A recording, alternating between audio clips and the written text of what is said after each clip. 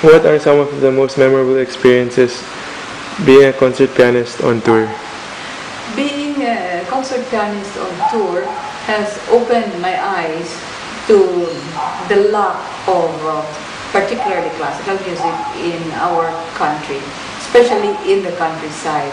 I have given concerts together with my mentor, Maestro Reyes, two piano concerts from literally the top of our country, the northernmost part, Tuguegarao and Apari, down through the Visayas and through southern Mindanao to Zamboanga del Sur. In all the audiences, I could feel the hunger for this kind of music. They had heard some on CDs, had seen some on television, but had never heard any live concerts. So it was both heart-rending and heartwarming to be able to witness this need, but in a small way to be able to fill the gap, so to speak.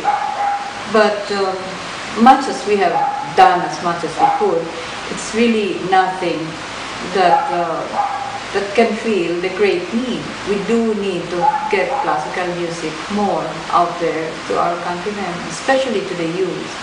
They are ready to receive, they're ready to learn, they're ready to love, but it's impossible to like and love something that you don't know about.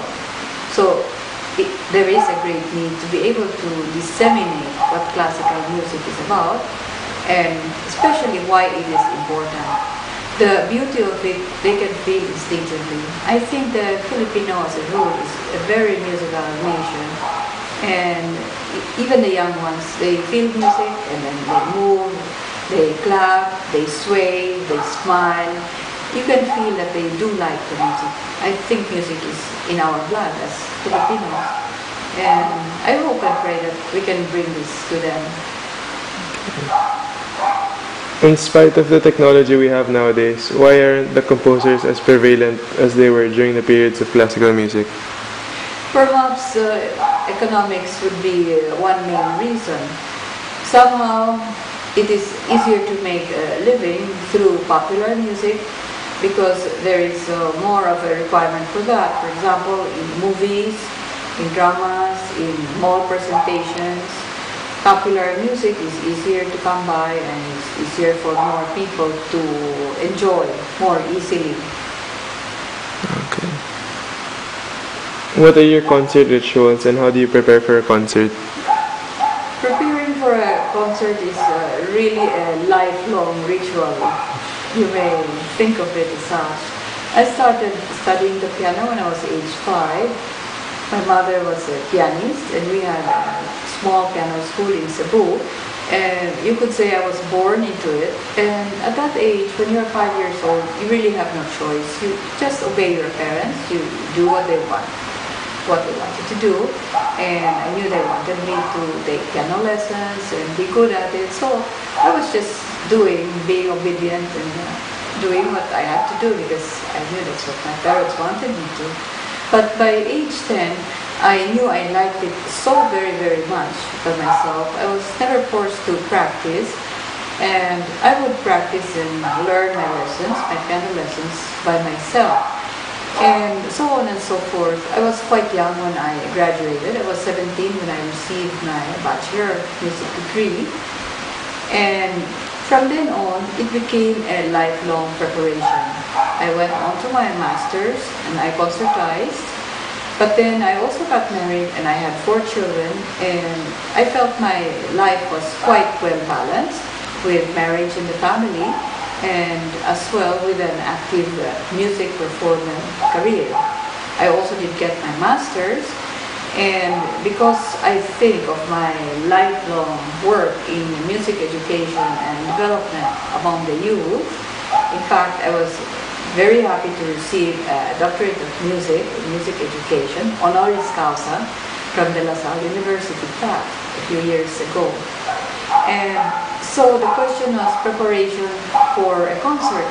So the ritual preparation really starts from childhood, and it takes many years, takes many months when you have a specific date, takes a month of very, very intensive preparation.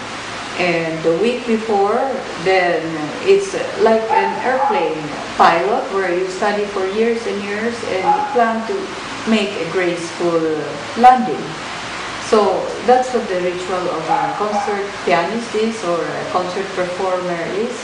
You study hard and long in order to be able to make a graceful landing and to be able to communicate this beauty to the audience that's out there who came out to hear and to be not only entertained but also to be inspired. Okay. So what is your favorite quote of a classical artist?